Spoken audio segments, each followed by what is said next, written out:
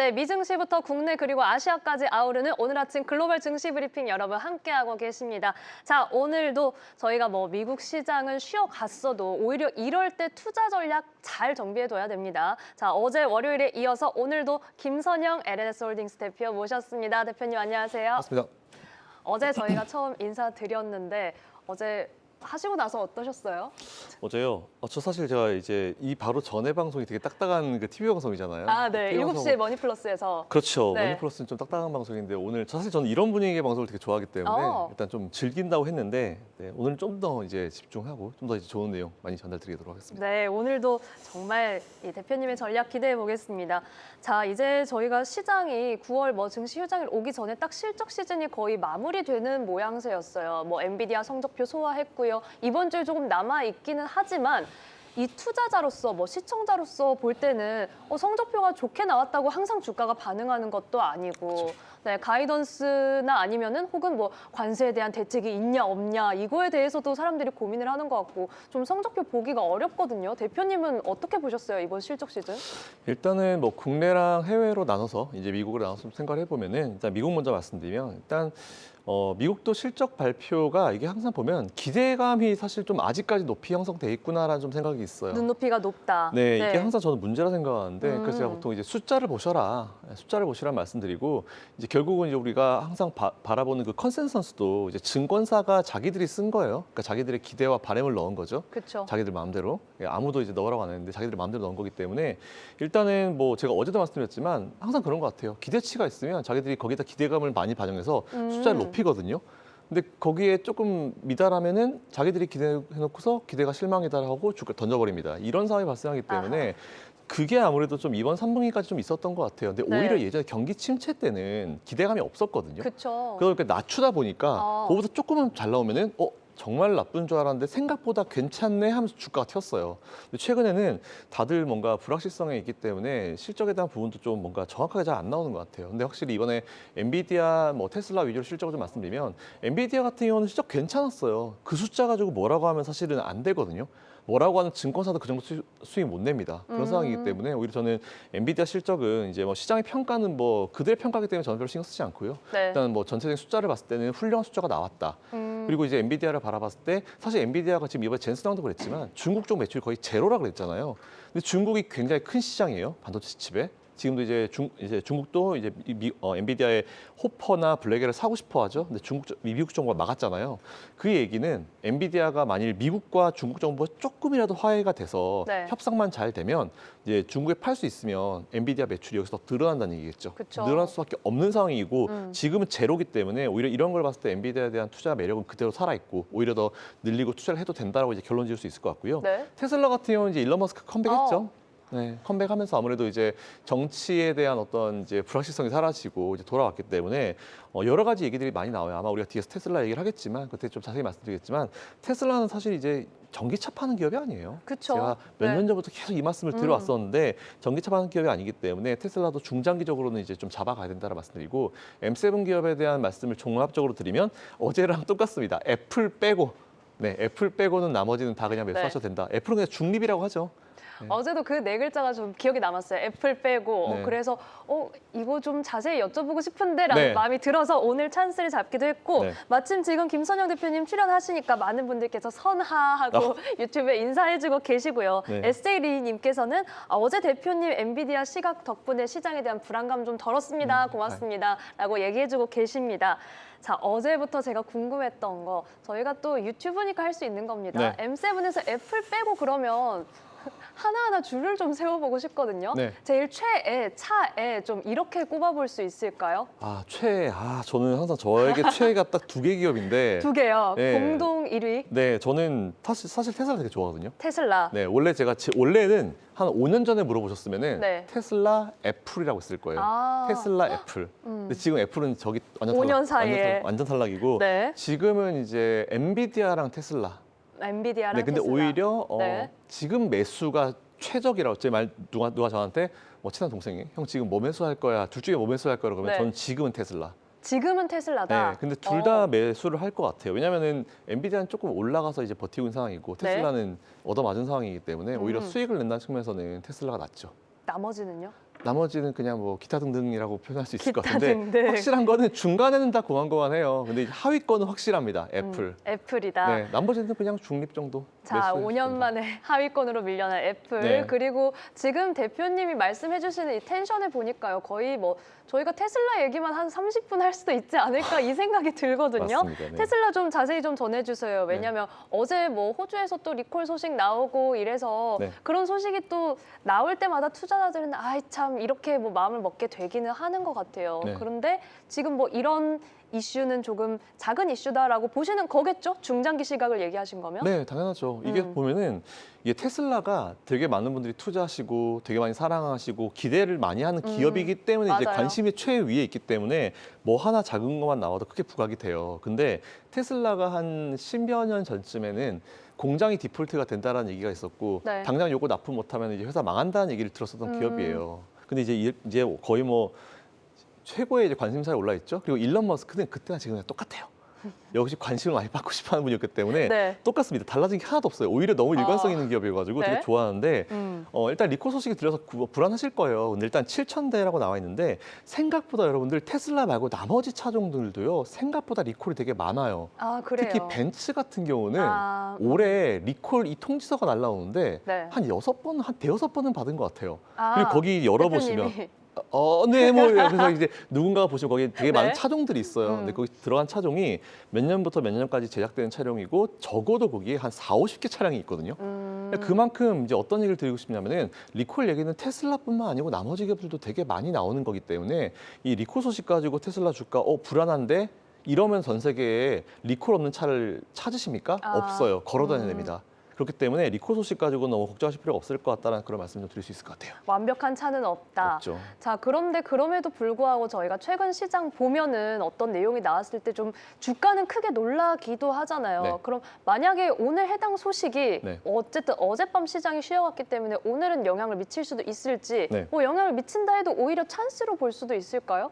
7,000대 가지고 테슬라 주가에 영향을 미쳤다라고 하면 그냥 아무 생각 없이 매수를 할 시기라 보시면 될 것 같고요. 아무래도 미증 씨 같은 경우는 지금 이제 우리나라보다는 조금 그래도 빨리 정신 차린 것 같아요. 제가 3분기까지 그래도 좀 수급적인 네. 부분이나 이런 걸 좀 지켜보자라고 했고, 그리고 지금 이번에 아시겠지만 뭐 반서방이라고 하지만 반미고 반트럼프 모임이 지금 만들어졌잖아요. 뭐 36개 국가. 어제도 말씀해 주셨던. 네, 그렇게 했기 때문에 이들이 어떤 액션을 취할지가 좀 궁금하긴 해요. 아무래도 네. 이번에 관세 때문에 굉장히 불만이 많을 거예요. 그래서 이게 어떤 액션이 나올지 좀 궁금한데 뭐 제가 뭐 결론적으로 말씀드리면 그렇게 큰 영향은 현재까지는 있을 것 같지는 않고요. 물론 더 어떤 소식이 나올 수 있지만 그건 그때그때 우리가 팔로우하면 되는 부분이고 지금 수준을 봤을 때는 뭐 그거에 대해서 미국 증시가 흔들릴 가능성은 없다. 그래서 오히려 테슬라가 밀리면 테슬라 자체적인 문제인데 리콜 7,000대는 사실 이게 한 3년만 두셨었어도 네. 3년 동안 리콜 기사는요 한 10번은 10번이 뭡니까? 많이 겪으셨죠? 네, 뭐. 많이 나왔을 네. 거예요. 그래서 이거는 그냥 일상이다. 그리고 일반 다른 차들한테도 일상이기 때문에 이거 가지고 우려할 만한 상황은 아니다. 이렇게 말씀드리겠습니다. 자, 그러면 그럼에도 불구하고 뭐 오늘 테슬라 뭐 대표님이 지금 최애로도 꼽아주셨으니까 그냥 많이 여쭤보겠습니다. 네네. 뭐 국내에서 서학개미들이 많이 매수한 종목 이렇게 탑 순위를 매겼을 때 8월에 많이 바뀌기는 했어요. 왜냐하면 유나이티드 헬스가 1위로 그쵸, 올라올 그쵸. 정도였으니까요. 그런데 테슬라가 50위에서도 벗어났다 이런 기사가 좀 보이더라고요. 네. 이만큼 좀 투심이 많이 이렇게 어그러든 데에는 어떤 이유라고 보세요? 거기에는 함정이 있습니다. 이제 어. 8월 달에 매수한 그 금액 기준으로는 많이 벗어났을 수도 있어요. 네. 근데 이미 매수한 금액 기준으로 보면은 아. 과연 50위권일까요? 건드릴 수가 없죠. 네, 그런 그래서 부분에선. 제가 말씀드리고 싶은 거는 이제 그거는 그때그때의 그 관심이에요. 네. 사실 유나이티드스 같은 경우도 미국 좀 사바라 보시는 분들은 아시겠지만 거기 가면 일단 거기 보험 쓰거든요.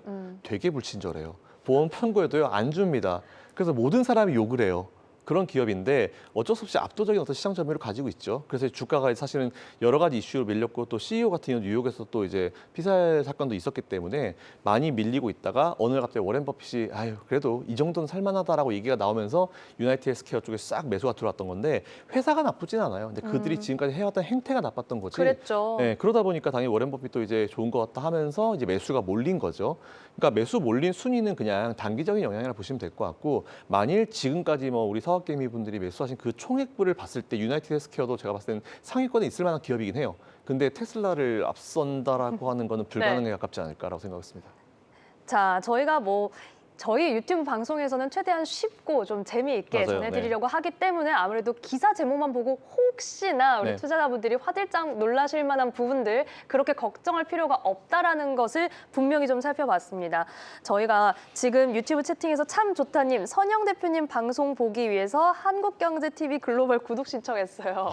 대표님의 이렇게 위상에 대해서 또 댓글을 남겨주셨고요.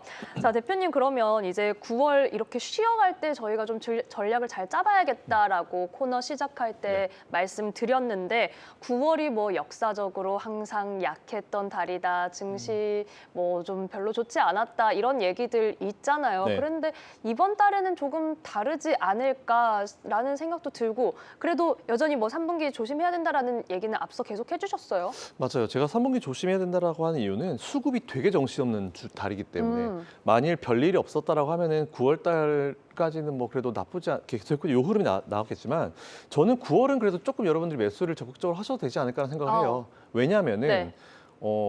난리가 났었죠. 앞에서 이제 미국이 시작해가지고 전 세계를 상대로 이제 무역 협상을 진행했었던 게 있기 때문에 이미 얻어맞을 거는 그때 다 얻어맞았던 것 같아요. 불확실성은. 그래가지고 아마 제가 봤을 때는 많이 앞에서 반영이 됐기 때문에 지금은 그래도 이제 오히려 눌림을 이용해서 매수를 하시면 올라갈 수 있을 것밖에 올라가는 어떤 상황밖에 없을 것 같은데 그래도 문제가 하나.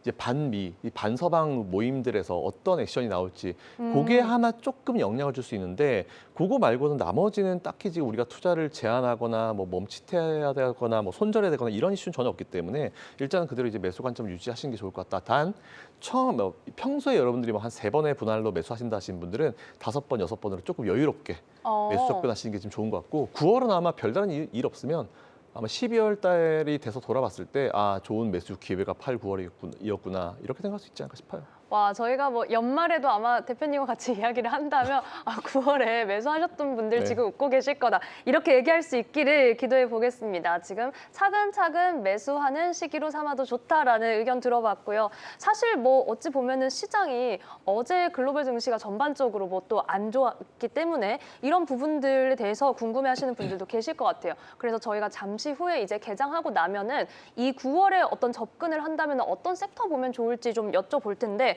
우선 그 전에 어제 증시 좀 정리를 해보겠습니다.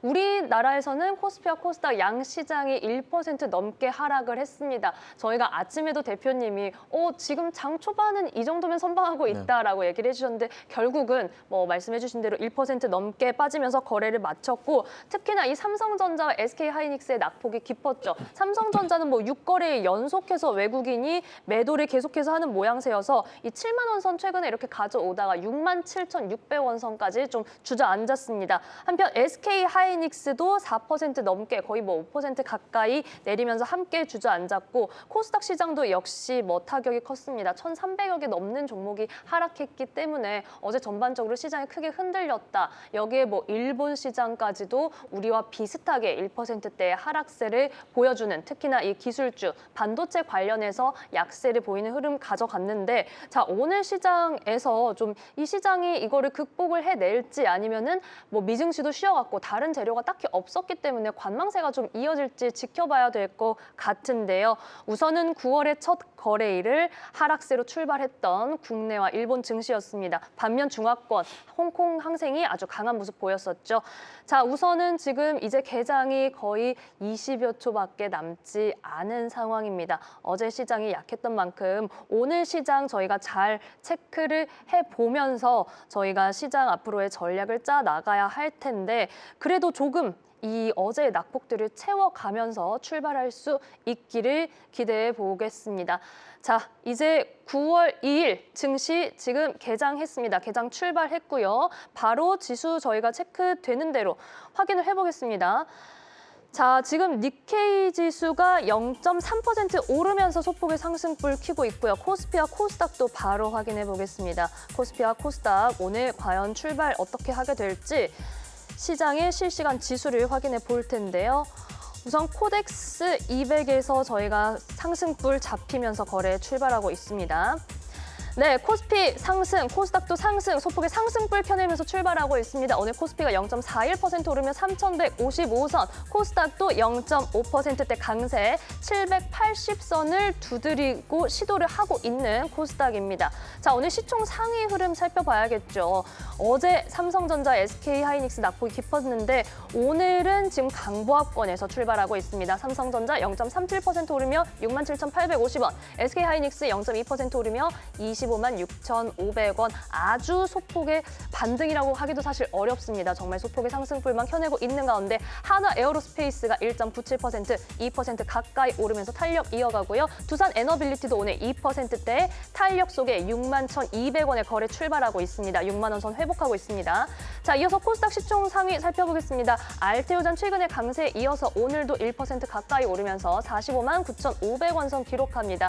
펩트론이 2%대 강세, 레인보우 로보틱스 최근에 이 로봇주가 이 노란봉투법 통과 이후에 조금 상승 탄력을 보여주고 있는데 오늘 2%대 상승 흐름 속에 27만 4천 원 선을 기록하고 있습니다. 시총 상위주가 지금 전반적으로 강하지는 않지만 그래도 상승불을 조금씩은 켜내고 있는 상황이고요. 코스피 말씀드리는 순간 0.64% 오르며 3,163, 조금씩 상승폭을 키워가고 있는 상황입니다. 코스피에서 현재 570여 개 종목이 상승, 코스닥에서도 1,100여 개의 종목이 상승하면서 거래 출발하고 있습니다. 일본은 0.38% 오름세 42,350선을 기록하는 가운데 우리 시장에 비해서는 상승 탄력이 강하지는 못하지만 그래도 상승불 비슷하게 이 양 시장이 코스피와 코스닥 그리고 일본 증시까지도 상승불을 켜내면서는 출발하고 있습니다. 자, 이렇게 시총 상위 종목들 좀 살펴봤고요. 오늘 현재 국내 시장이 지금 이렇게 출발을 하고 있는데 오늘도 전반적으로 뭐 섹터에서도 로봇주 강하고 피팅, 조선 관련해서는 상승불이 이어지고 있습니다. 자, 지금 대표님도 함께 개장 상황 봐주고 계시죠? 어떠세요? 일단은 뭐 국내 시장 같은 경우는 어저께 밀린 이유는 사실 뭐 반도체 때문이죠. 제가 어제 말씀드렸지만 하락한 거를 보니까 이제 오히려 레버리지 상품들은 많이 안 빠졌어요. 근데 이제 삼성전자, SK하이닉스가 좀 많이 빠지면서 사실 그 두 개 기업만 시총 합쳐도 거의 3분의 1, 4분의 1이거든요. 그쵸. 그렇기 때문에 어쩔 수 없이 그 기업들의 영향을 좀 많이 받아서 빠졌다라고 생각하고 있고요. 뭐 어제 일본도 사실 똑같이 빠졌기 때문에 어제 아시아 증시 전반적으로 빠진 이유는 반도체 때문이다라고 좀 보시면 될 것 같고 일단 오늘은 좀 반등하는데 반등의 그 강도가 그렇게 세지는 않아요. 그쵸. 어제 미증시가 아무래도 쉬었기 때문에 우리나라 자체적인 어떤 수급이 좀 되게 중요한데 그래서 제가 미국의 지금 나이트 그 야간 흐름을 좀 보고 있었어요. 보니까 마이크로소프트나 뭐 골드만삭스나 보니까 소폭 상승하고 있고 보합권에서 좀 움직이고 있는 것 같아요. 만일 여기서 만약 빠졌으면은 이게 오늘 우리나라 증시에 영향을 미쳤을 텐데 지금 테슬라 같은 경우도 0.17% 나이트 지수에서 오르고 있거든요. 그렇기 때문에 일단 그래도 미증시가 생각보다는 나쁘지 않다라고 받아들인 것 같고 이게 오늘 우리나라 시장에 들어간 것 같습니다. 그렇게 되면 일단 중요한 거는 이제 오늘 우리나라 종목들이 어떤 게 오르고 어떤 게 빠지는지가 중요한 것 같은데 일단 보니까 2차전지 포스코홀딩스나 아니면은 우리 그 에코프로비엠이나 LG엔솔 이런 기업들이 좀 빠져요. 근데 이런 기업들이 빠진 이유는 외국인들 때문이죠. 아시겠지만 외국인들이 좀 2차전지나 아니면 이제 우리 연기금 쪽이 좀 잡아주면서 좋은 흐름이 좀 보였었는데 지금 제가 외국인이라도 우리나라 매수 안 합니다. 대주주양도세 이슈. 어쨌든 9월에 정기국회가 있기 때문에 9월 달에 결론이 날 수 있을 것 같은데 그게 빨리 결론이 언제 나냐에 따라 가지고 우리나라 수급은 분명히 바뀔 수 있거든요. 그러니까 9월의 전체적인 어떤 컨셉은 다른 거 다 필요 없어요. 뭐 러시아 모이는 거 그냥 그들 얘기고요. 미국 얘기, 뭐 트럼프 얘기 그들 얘기예요. 우리는 대주주양도세 이슈가 사라지잖아요. 분위기 완전히 바뀌고 외국인들이 들어올 겁니다.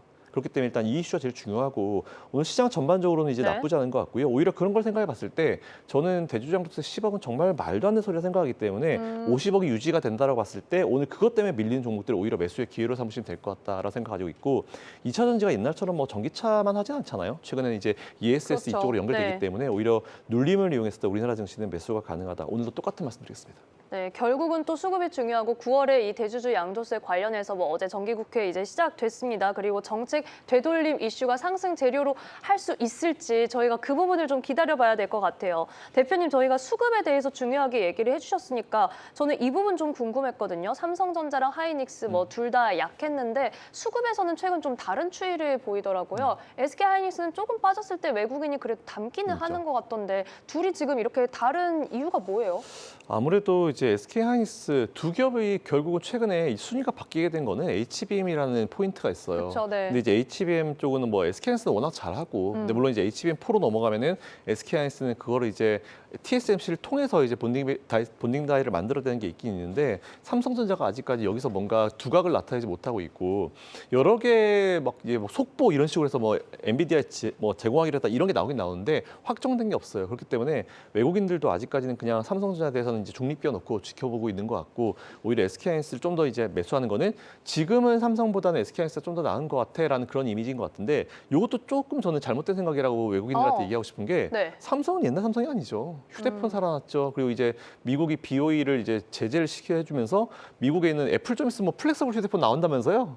지난번에 그쵸, 네. 한다고 했다 안 한다고 했다 얘가 제가 그래서 엄청 욕을 했는데 말이 자주 바뀝니다. 네, 그랬는데 뭐 플렉서블 나온다는데 플렉서블 휴대폰 이 디스플레이를 만들 수 있는 회사 BOE가 하겠지만 아마 수준 떨어질 거고요. 근데 어차피 BOE 못 들어오니까 그럼 어디 가겠냐? 뻔해요.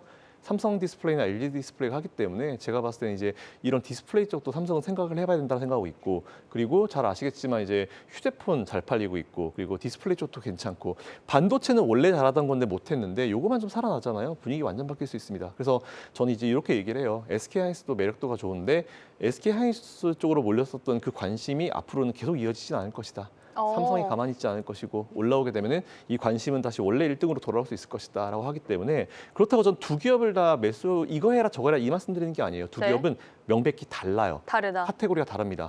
SK하이닉스는 반도체만 하는 기업이잖아요. 그거 빼고 없죠. 삼성전자는 아시겠지만 반도체 팔고 휴대폰 팔고 청소기 팔고 냉장고 팔고 다 팔아요. 그러니까 그 제품의 매출의 포트폴리오가 되게 넓은 회사이기 때문에 장단이 분명히 있어요. 그렇기 때문에 이제 이거는 여러분들이 원하시는 컨셉으로 아 나는 반도체도 좋은데 기왕이면 좀 매출의 포트폴리오가 좀 다양했으면 좋겠어. 이것 꺾이면 이게 올라가면 그래도 괜찮으니까 이런 걸 원하시면 삼성전자가 낫고요. 아 난 몰라. 뭐 무조건 주식은 힘이지 뭐.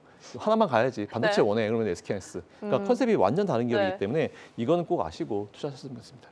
대표님 말씀 듣고 있다 보면 이 주식도 참 인간관계 같다는 맞아요. 생각이 네. 듭니다. 내 스타일대로 고르면서 또 사실 사람도 본업을 잘할 때 진짜 멋져 보이고 예뻐 보이고 그렇잖아요. 이 삼성전자가 가만히 있지 않을 것이다라는 얘기도 해주셨고 두 기업의 콘셉트가 다르다. 자, 반도체 대표주에 대한 점검까지 해봤습니다. 자, 반면에 우리 시장에서 이 최근 조선 기자재 관련해서 계속 강세를 이어가고 있어요. 뭐 HD 현대 관련해서는 이슈도 있었고 자, 이쪽으로 좀 이 상승 흐름이 계속 이어질 수 있을지 왜냐하면 사실 조선주도 이제 주도주가 된 지 좀 됐잖아요. 네. 그런데 이게 기세가 계속 이어질 수 있나 이게 좀 궁금하거든요.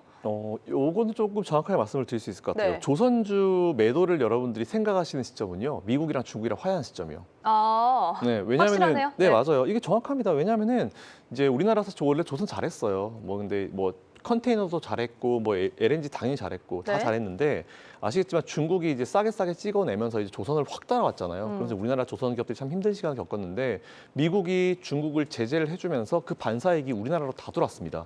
그러다 보니까 이제 일반 조선 기업들도 다 살아날 수 있었던 계기가 될 수 있었고 두 번째로 LNG 같은 경우는 우리나라가 사실 LNG 선박 워낙 잘해요. 그쵸. 우리나라가 전 세계에서 제일 잘합니다. 근데 또 재밌는 포인트는 미국이 지금 LNG를 딴 나라에 되게 팔고 싶어 해요. 그러다 보니까 우리나라가 이제 알래스카의 그 프로젝트에 들어가냐 안 들어가냐도 있고 그리고 선박을 만들 때 LNG 선박도 우리나라 기술을 거쳐야 되기 때문에 그쵸. 트럼프 대통령이 당선되자마자 제일 처음 한 일이 뭐예요? 우리나라 전화 와가지고 선박 좀 도와달라 그 얘기잖아요. 그거 자체가 이미 저는 그냥 거의 앞으로 한 최소한 트럼프 대통령 임기 기간 동안만큼은 조선주를 우리가 놓으면 안 되는 강력한 이유라고 생각하고 있어서 조선주는 이제 계속 관심을 가지셔야 됩니다. 근데 문제가 뭐냐면 네. 변동성은 있을 거예요. 그래서 전 요즘에 되게 기분이 좋은 게 뭐냐면 한 2, 3년 전만 하더라도 우리나라 시장을 이끈 업종이 딱 두 개였어요. 반도체 2차 전지. 그랬죠. 그거 두 개가 계속 시속 게임하면서 올라왔거든요. 근데 지금은 거기다가 조선, 방산 엄청 많이 붙었어요. 그러니까 이게 사이클이 돌아가면서 우리나라 시장을 이끌 거기 때문에 이럴 때일수록 진짜 중요한 게 뭐냐면 한 업종에 몰빵하면 안 됩니다. 여러 업종을 다 네. 사놓는 거예요. 업종을 포트폴리오 맞춰가지고 보유를 다 하는 거죠. 그러다 보면은 뭐 하나가 올라가고 빠지고 하더라도 내가 가지고 있는 포트 내에서 다 올라가니까 그쵸, 상관이 없는 맞아요. 거죠. 그러니까 그게 사실 멘탈 관리에 진짜 중요해서 조선주 몰빵, 뭐 방산주 몰빵, 2차전지 몰빵 이런 식이 아니에요. 앞으로는 그러면은 심리 탈탈탈 털려가지고 아마 힘들 겁니다. 아무래도 내 포트폴리오에서도 이 전체 수익률이 너무 흐트러지지 않게 키 맞추기 해줄 네. 수 있게 좀 골라 담는 게 필요하다라는 얘기 해주셨고 조선주에 대한 거 체크해봤는데 미국과 중국이 화해하는 시점이 매도 시기다. 네, 이 맞습니다. 부분 꼭 기억하시기 바랍니다. 대표님 이거는 제가 궁금해서 하나만 더 여쭤볼게요. 네. 제가 뭐 기사를 또 열심히 봤어요. 네. 근데 외국인들이 뭐 하나오션은 매도했고 삼성중공업을 매수했다 최근에. 네네. 이거는 그냥 단지 뭐 기사에서는 조선주 중에서 상대적으로 덜 오른 삼성중공업을 매수한 걸로 보인다라고 하는데 과연 그것뿐인지 아니면 사업 분야가 다르잖아요, 너무. 그쵸. 그런 차이인지 어떻게 보세요? 저는 사실 캐릭터 차이 아닌가 그 생각했거든요. 맞아요. 캐릭터 차이입니다. 그리고 사실 외국인들이 지금 우리나라에 매수가 들어오는 거 있잖아요. 이걸 너무 신경 쓰실 필요 없는 이유가 아직까지 우리나라는 그들이 이제 포지셔닝도 제대로 되지 않은 상태예요. 그러니까 이제 그때그때 상황에 맞춰가지고 네. 좀 많이 오른 건 차익 실현하고 좀 덜 오른 건 매수하고 이런 트레이딩 관점으로 아직은 보고 있어요. 변동성이 좀 있고 우리나라 이 경제 정책에 대한 어떤 일관성이 떨어지는 상황이기 때문에 지금은 좀 트레이딩 관점이어가지고 이렇게 왔다 갔다 할 수 있으니까 이거 너무 마음 쓰실 필요 없을 것 같고 수급을 좀 신경 쓰시려고 하면은 지금은 한 2, 3개월 정도의 평균적인 수급이 중요해요. 근데 2, 3개월 동안 계속 매수는 못 해주거든요. 근데 이제 매수 추세로 담아가느냐 아니면 네. 매도 추세냐 이렇게 판단할 문제지 아직까지는 그걸 너무 디테일하게 신경 쓰실 필요 없을 것 같고 기관도 마찬가지예요. 기관도 열심히 단타하고 있기 때문에 뭐 굳이 뭐 이런 수급 마음 쓰실 필요 없을 것 같다. 조금 우리가 유연하게 바라봐도 네. 되는 상황이라는 네, 점 맞습니다. 체크해봤습니다. 자, 최근에 뭐 국내 시장에서 완전 다른 쪽으로 얘기를 옮겨오면 네. 대표님도 뭐 캐대헌 이야기는 너무 많이 들으셨죠? 아유, 특히나 좋아합니다. 엄청 좋아합니다. 아, 네, 좋아하세요? 어제도 봤습니다. 매일 봅니다. 저는 아, 정말요? 딸이 둘이 있어가지고 아, 매일 그러면 봅니다. 그러실 수밖에 없을 것 같고 노래도 막 자주 흥얼거리게 되실 수밖에 없겠는데. 그럼요. 네. 아까도 여기서 왔다 갔다 하면서 불렀는데요. 유월 아이돌을 되게 좋아해가지고 이게 신기한 게 그 외국 여행을 갔는데 실제로 캐대헌 노래를 부르는 외국인들을 봤다. 그래서 네. 괜히 가슴이 벅차올랐다 이렇게 얘기하시는 분들도 요즘 많이 계시더라고요. 네네. 그만큼 뭐 우리나라로 이제 관광도 많이 활성화가 될 거 아니냐 기대도 있고 네. 여기에 그 캐대헌에서 우리 아이돌들이 먹는 라면 때문에 네. 농심이 어제 강세를 보였다. 네. 뭐 최근에 이 라면 업계도 글로벌 이제 불닭볶음면의 네. 사례가 있었기 때문에 확실히 미국 시장을 잡아야 되는구나라는 네. 고민을 많이 하고 있는 것 네, 같아요. 맞아요. 요거 어떻게 보세요? 사실 이 농심에 대한 거는 제가 예전에 경기 침체가 되게 심했을 때부터 농심은 관심 가지시라 그랬었어요. 왜냐하면 그때는 이제 원자재가 다 이제 비싸지니까 다 원자재 가격 올리잖아요. 그러다 보면 라면 가격 같은 경우는 사실 이런 거는 너무 민간 일반 소비재이기 때문에 가격을 올리기가 어려워요. 그쵸. 라면, 맞아요. 코카콜라 이런 거는 가격 올리면 엄청 욕 먹거든요. 바로 난리 나죠. 그렇죠. 근데 인플레이션이 올라가니까 어쩔 수 없이 올라가도 소비자들이 이해를 하는 거죠. 근데 잘 아시겠지만 한 번 올려놓은 가격이 인플레이션이 정상화되면은 내려야 되잖아요. 안 내리거든요. 그럼 이제 라면 하나를 팔아도 수익이 더 올라가기 때문에 원래 인플레이션 발생했을 때 이런 기본 식료품은 업체 사야 된다라고 말씀드렸던 부분인데 너무 작아서 너무 기분이 좋고요. 근데 이제 바로 캐대헌 들어오니까 바로 협업을 해버리더라고요. 이게 진짜 물 들어올 때 노를 너무 잘 젓는 그런 느낌인 것 같은데 확실히 외국에 지금 캐대헌 인기가 장난이 아니에요. 제 친구가 이제 해외에 있을 때 친구가 딸이 있는데 저한테 이제 뭘 요청했냐면 갓을 사달래요. 아, 네. 거기에 이제 나오죠. 사자보에서 갓을 쓰고 맞아요, 나잖아요. 네. 갓을 보내달래요. 그래서 야 이거는 구겨진다 이거는. 그러니까 나중에 미국 갈 때 내가 들고 갈게. 그 정도로 인기가 엄청 많고 싱얼롱 이런 것도 엄청 많이 있다고 해요. 그러니까 우리가 단순히 TV로 보는 것 이상의 어떤 효과를 얻고 있다고 해가지고 아마 우리나라 업체들 앞으로 이제 농심을 포함해가지고 이제 협업한 제품도 되게 많이 나올 것 같아요. 그거에 대한 어떤 소비는 분명히 충분히 있을 수 있을 것 같고 라면주는 제가 봤을 때는 우리나라가 딱 방산 느낌이에요. 방산이 원래는 알려지지 않았는데 네. 러시아 우크라이나 전쟁 때문에 알려지면서 인기가 많아졌잖아요. 딱 라면도 마찬가지예요. 불닭볶음면 이후에 조금 잠잠해지려고 할 때 빵 뜬 거죠. 근데 그런 기업이 하나 있었어요. 뭔가 하나 빵 떠가지고 잠잠해지려고 할 때 또 다른 테마가 살린 기업인데 그게 어디냐면 엔비디아예요. 아, 엔비디아가 옛날 네. 가속 치부했을 때 아시겠지만 가상화폐였잖아요. 그래서 가상화폐 막 인기하다가 가상화폐 인기 떨어지니까 그 이후에 갑자기 AI가 빵 떠버렸죠. 그러니까 이 사업이란 거 보면은 이런 타이밍이 진짜 중요한데 라면 업종은 그래서 저는 좋게 보고 있고 농심도 저는 좋게 보고 있습니다. 라면, 농심 지금 이 캐대헌의 인기를 힘에 업고 정말 뭐 이제 거부할 수 없는 그런 대세가 된 건 확실합니다. 여기에 뭐 오뚜기도 이 BTS 진 때문에 진라면 이렇게 그쵸. 글로벌 진출시킨다 이런 얘기 나오는 거 보면은 정말 지금 기대해 볼 만한 포인트를 좀 만들어 가는 것 같습니다. 자, 국내에 대한 얘기까지 살펴봤고 저희가 미증시 쉬어갔다 보니까 오늘 뭐 밤 어떻게 예상하시는지 요것만 짧게만 들어볼까요? 일단 지금 나이트 시장 보니까요 괜찮아요. 다 보합권 그제서 왔다 갔다 하는 것 것 같고, 근데 이제 상승보다는 하락 종목이 좀 많아 보이긴 하는데 네. 하락폭도 마이너스 0.2%대 이렇기 때문에 아. 일단 오늘 밤에 미증시 같은 경우는 일단 열려봐야 될 것 같은데 그렇게 크게 나쁜 방향으로 흘러가진 않을 것 같다. 하지만 지금 불확실성이 몇 가지가 있기 때문에 이게 이제 미국 자체적으로 어떤 영향을 미치냐에 따라서 달라질 것 같은데 일단 어쨌든 미국이 제가 지금까지 있는 미국 이슈로 봤을 때 이거가 좀 미국이 밀렸다? 그냥 매수의 기회로 삼으시면 될 것 같다라고 생각했습니다. 네, 뭐 국내 시장도 미증시에 대한 매수의 기회를 가져갈 수 있다라는 전망까지도 체크해봤고요. 이 시각 현재 삼성전자, SK하이닉스 1%대 강세, 지금 양시장 지수도 소폭의 상승불 유지하고 있습니다. 자, 오늘 말씀 여기까지 듣고요. 저희는 잠시 후에 중화권 증시로 돌아올게요. 대표님 고맙습니다.